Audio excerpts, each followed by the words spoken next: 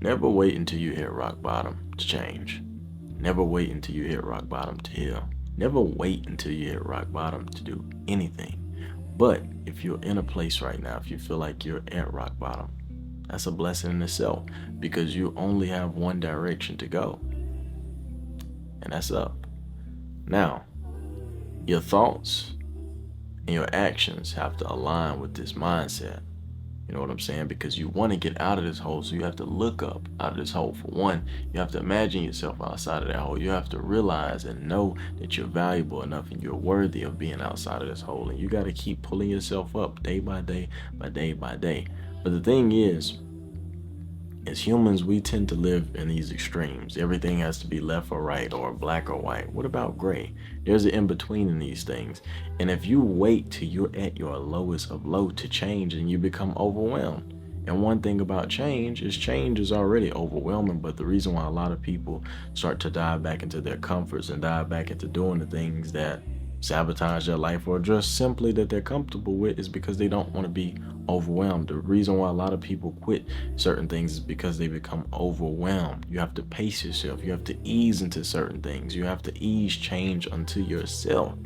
So it is important to not wait till you're at level zero. It's a lot easier to get from 18 to 20 than it is to get from 0 to 20. So don't let yourself get all the way down to level zero. You think about it just like a car. A lot of people sit there and jump in their car and just drive, drive, drive, drive, drive, drive, drive.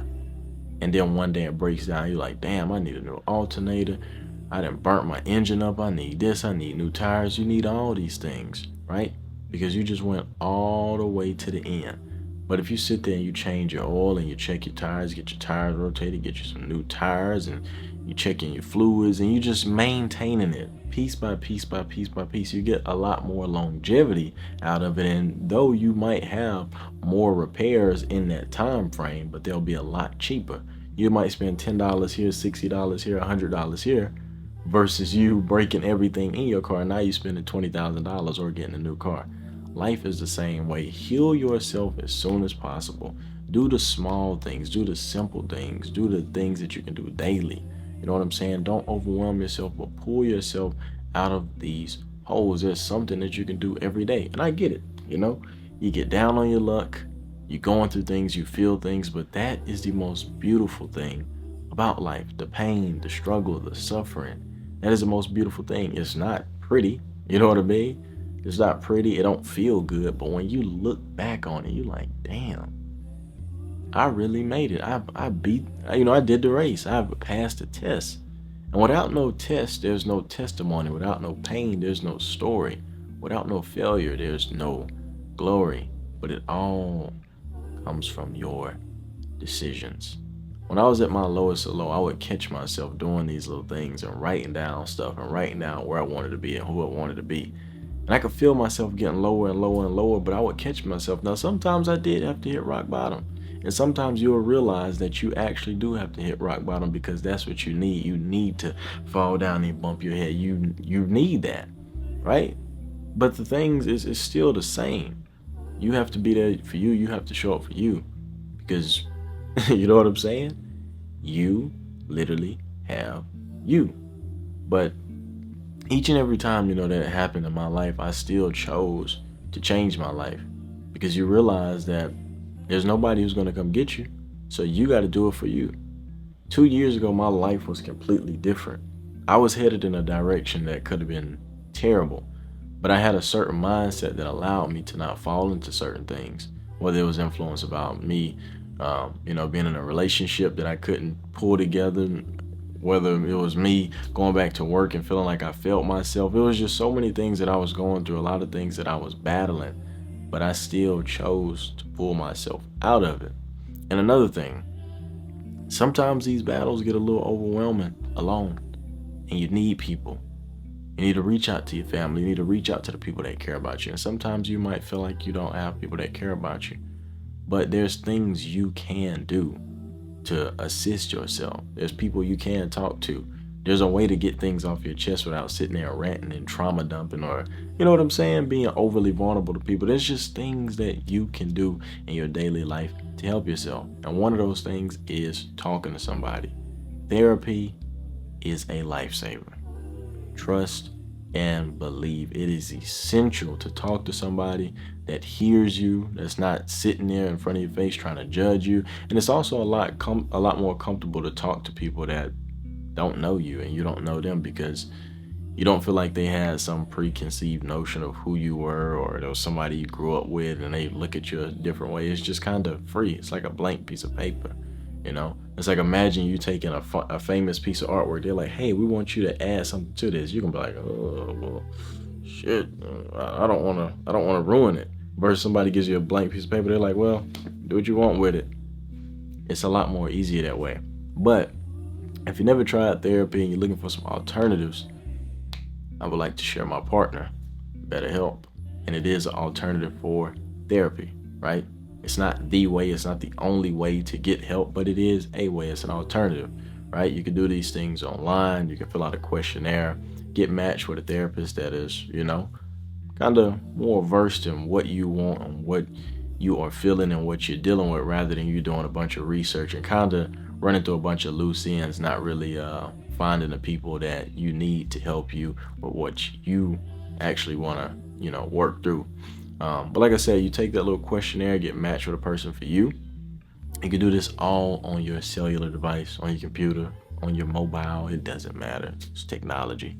It's a lot more advanced, But it just makes it a little easier for you. So if you are in a space in your life where you feel like you're comfortable with talking to somebody, or it's a venture that you want to dive into, you should definitely check it out. The link is in my bio.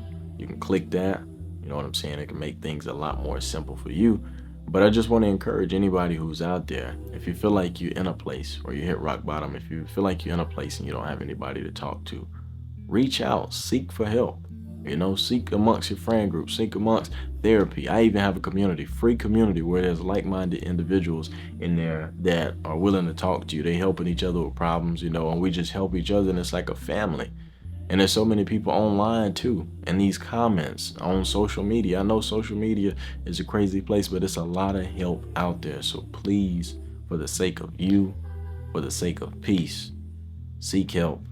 And you're not in this fight alone. And like I said, link is in my bio if you want to check that out. Link is in the description, But once again, man, I want y'all to realize that in this lifetime,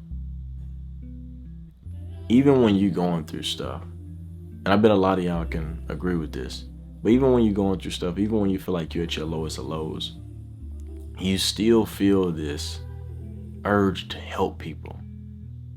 You still feel this urge to save people. And it's like usually the people that be going through the worst of the worst feel the need to help everybody, feel the need to save everybody. You got to be the savior. You don't want people to feel the way you feel. But you can only save one person in this world. Guaranteed. There's a guarantee that you can only save one person in this world, and that is you. So by all means, no matter what situation you are in your life, do whatever it takes to save yourself. Do whatever it takes to heal yourself, because you only have you. You only have you. You got your family, you got your friends. Some people don't have that. But regardless, you literally have to live with you. And if you have people, in order to be good for them, you still have to have you. Preserve that. Take care of that. This world, it's a beautiful place. I think this world is a lot more beautiful than it is evil. There's a lot of crooked going on in this world too. But in order for you to see this crooked and this wickedness, there has to be some good present, because you wouldn't have anything to compare it with. Like I said, I do believe this world is more beautiful than it is bad. But this world could use a lot of love. This world could use a lot more peace and harmony. This world could use a lot more communion. There's so much separation in this world. There's so much separation within ourselves. And I think something a lot of people also don't realize is that So above, so below. So within, so without. The way the world is, the way you see the world, is usually a reflection of how you see yourself. But things are moving in a way, things are changing in a way that the world is such a big influence on the way people are. You're watching all these things, you're seeing all these things, and you might be at your rock bottom, but you're drilling a new hole in that rock bottom because of all the things that you see, all the things that you consume. And a lot of the times you will pull yourself down and weigh yourself down with things that you literally cannot control. That's not fair to you. So whatever it is in your life that you can't fix, whatever it is in your life that you cannot control, whatever it is in your life that has nothing to do with you, but it is weighing you down and it is beating you down and it's not serving you and it's not helping you grow, let it go. People, places, things, habits, let it go. We are here to grow. We are spiritual plants, right? We're spiritual plants. We're here to grow. We're here to evolve. We're here to have beautiful experiences. We're here to connect. And if something is stopping you from doing that, if something is stopping you from being where you want to be, if something is stopping you from healing, if someone is doing those things, you have to let them go. I know it sucks. I know it's hard. I know it's hard. But I promise you, it is so worth it.